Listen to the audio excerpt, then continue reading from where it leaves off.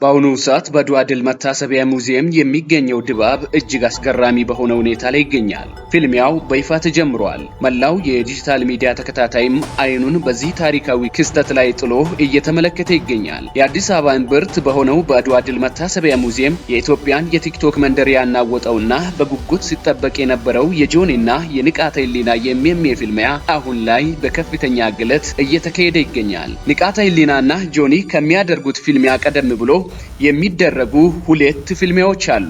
ከነሱ በፊት የሚደረገውንም ፊልሚያ ለመመልከት ሁለቱ ተፋላሚዎች ውድድሩ ወደሚገኝበት ቦታ ገብተዋል። ጆኒ በመጀመሪያው ዙር ጀምሮ እጅግ ፈጣን እንቅስቃሴዎችን ያሳያል ተብሎ የተጠበቀ ሲሆን በቅልጥፍና የንቃትን መከላከል ሰብሮ ለመግባት ይሞክራል ተብሎ ይጠበቃል። በሌላ በኩል ንቃተ ህሊና እንደተናቀው ቀላል ይሆናል ተብሎ አይጠበቅም። ከዋናው የጆኒና የንቃተ ህሊና ፊልሚያ በተጨማሪም በቦታው ሌሎች ፕሮፌሽናል ተደባዳቢዎች በአሁኑ ሰዓት ፊልሚያውን ጀምረዋል።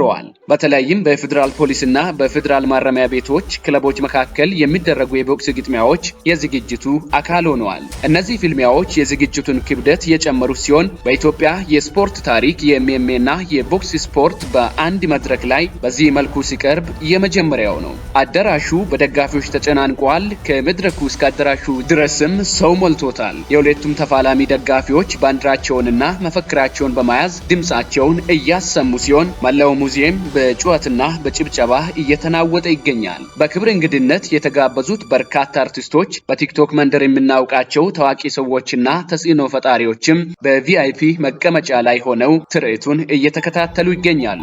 ብዙዎቹም ስሜቱን ለተከታታዮቻቸው በቀጥታ እያስተላለፉ ነው። ይህንን እጅግ ከፍተኛ የህዝብ ብዛትና ግርግር ለመቆጣጠር የፌዴራል ፖሊስና የአዲስ አበባ ፖሊስ አባላት በስፋት ተሰማርተዋል። በሙዚየሙ መግቢያዎች ላይ ጥብቅ ፍተሻ እየተደረገ ሲሆን ፖሊስ የሰውን እንቅስቃሴ በስርዓት ለመምራት ጥረት እያደረገ ነው። በአዳራሹ ውስጥም ሆነ በውጪ ምንም አይነት ግርግር እንዳይፈጠር ፖሊስ በንቃት እየተከታተለ የሚገኝ ሲሆን በተለይም ደጋፊዎች ከስሜት ብዛት ወደ ችግር ውስጥ እንዳይገቡ የጸጥታ አካላት ልዩ ጥበቃ እያደረጉ ነው። አሁን ላይ በቦታው ያለው ስሜት የአድዋ ድል መታሰቢያ ሙዚየም የድል ብቻ ሳይሆን የጥንካሬ መድረክም ነው የሚያሰኝ ሆኗል። ሁለቱም ተፋላሚዎች እስከ መጨረሻው ድረስ ተፋልመው ውጤቱ ምን ሊሆን ይችላል የሚለው የሁላችንም ጉጉት ነው። እኛም ውድድሩ እንዳለቀ መረጃውን ወደ እናንተ የምናደርሳችሁ ይሆናል።